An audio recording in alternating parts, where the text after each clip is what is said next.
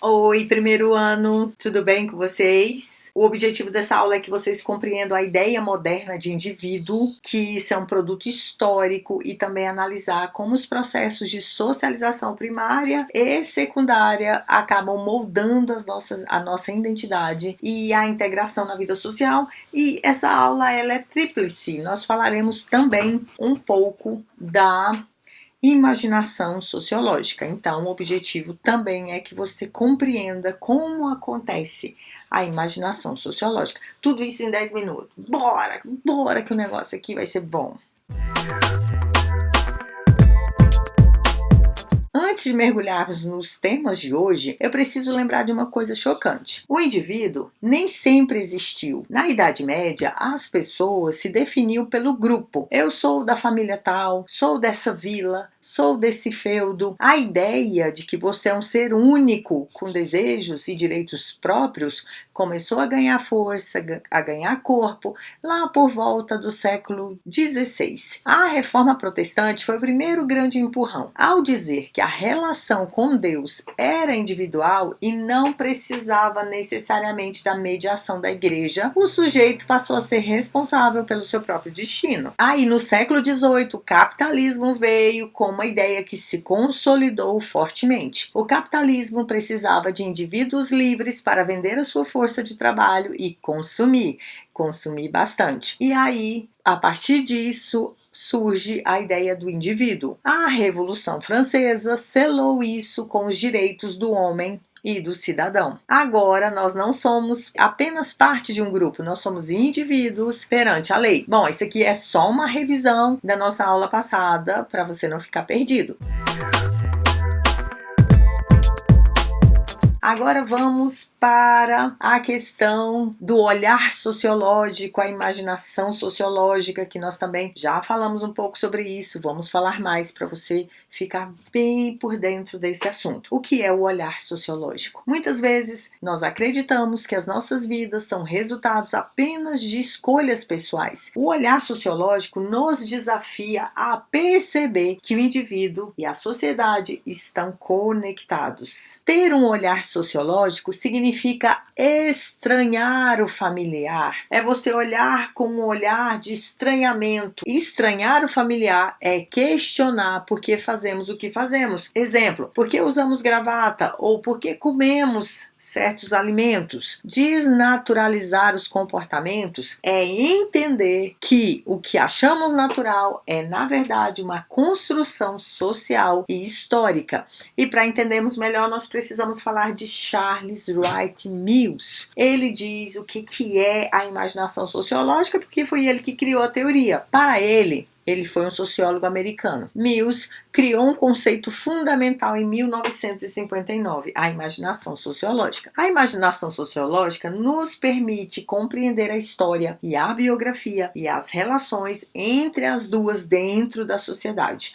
Então, veja bem, olha, para Mills, precisamos separar dois níveis de problema. As perturbações pessoais, que são os problemas que afetam o indivíduo e o seu círculo imediato. Por exemplo, eu perdi o meu emprego. Se a cidade inteira perde o emprego, aí já não é mais um problema pessoal, que vem agora as questões públicas. Problemas que afetam a estrutura da sociedade como um todo, por exemplo, a taxa de desemprego do país subir para 15%, já deixa de ser um problema setorizado, só meu, e passa a ser um problema da sociedade. Então, para entender bem facilmente, é você parar de achar que tudo de ruim ou bom que acontece na sua vida é culpa apenas de um problema pessoal e começar a entender como a sociedade, a cultura e a história influenciam nisso. Então, acaba sendo uma questão social. Quando você pega um problema que é seu e de repente você percebe que ele acontece também com outras pessoas e mais pessoas, aí você consegue observar um problema social. Então, imaginação sociológica é quando você começa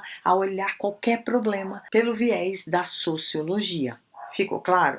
Então vamos continuar. Só lembrando que no canal tem um vídeo específico sobre imaginação sociológica. Tá bom?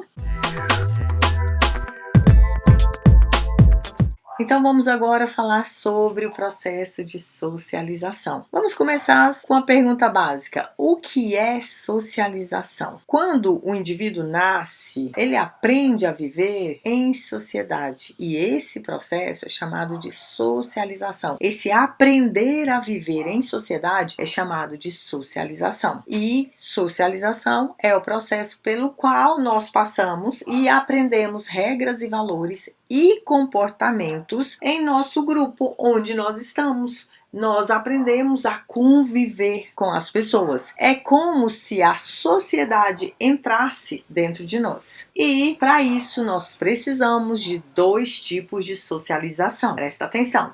Bora! A socialização primária, que é o berço de tudo, é na socialização primária que acontece na infância e é a mais importante de toda a sua vida. E quem é o agente principal para essa socialização? Não precisa nem pensar muito. É a sua família. A família carrega uma carga afetiva e aqui o aprendizado é emocional.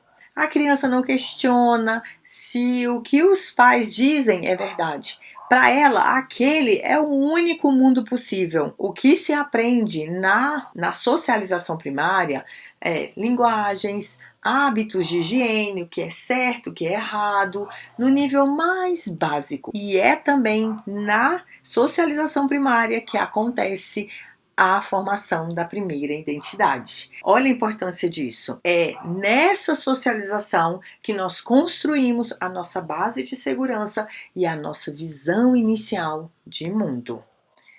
A socialização secundária, por sua vez, nós podemos dizer que o mundo é grande, para você entender. Olha, conforme nós crescemos, nós saímos da bolha familiar e entramos na socialização secundária. E quais são os agentes responsáveis pela socialização secundária? A escola, os grupos de amigos, a mídia, a religião e mais tarde o trabalho. E o diferencial aqui é o aprendizado mais formal e menos afetivo. Embora essa professora que vos fala goste de você, eu não gosto de você como a sua mãe gosta. Então, não é uma relação afetiva, é uma relação mais formal, um pouco mais distante, onde você aprende com vários professores, várias matérias, desde que você entrou lá no Jardim 1 até agora no ensino médio. Então, você aprende a desempenhar papéis sociais, papel de aluno, de funcionário, de atleta e também está inserido em múltiplos mundos. Vamos ver um pouquinho mais sobre isso. Na socialização secundária, nós descobrimos que o jeito que a nossa família faz as coisas não é o único. Há conflitos, negociações e descobertas de novas tribos. Qual que é a duração da socialização secundária? Diferente da primária, ela vai durar a vida toda.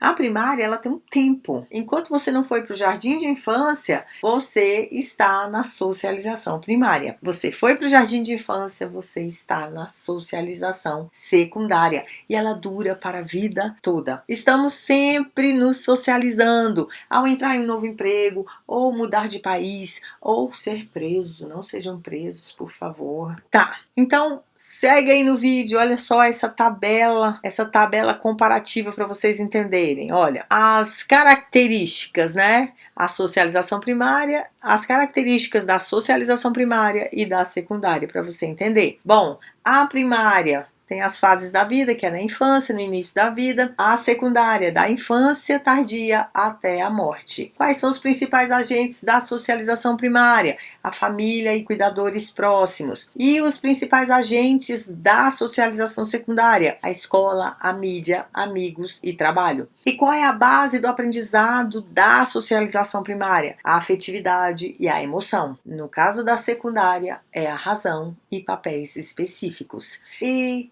também tem a questão da visão de mundo. O mundo é o que me dizem. Isso é o que você acredita na socialização primária. Na secundária, você já vai sacar que o mundo tem várias realidades.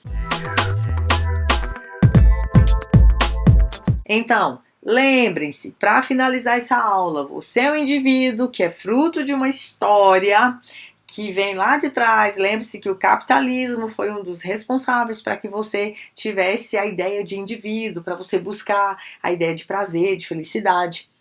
Mas você só se tornou um indivíduo porque a sociedade te ensinou a ser um ser humano através da socialização. Beleza? Então, essa foi a nossa aulinha de hoje e agora nós vamos fazer o que você mais ama. Tarefa. É isso, gente. Tarefinha. Bora.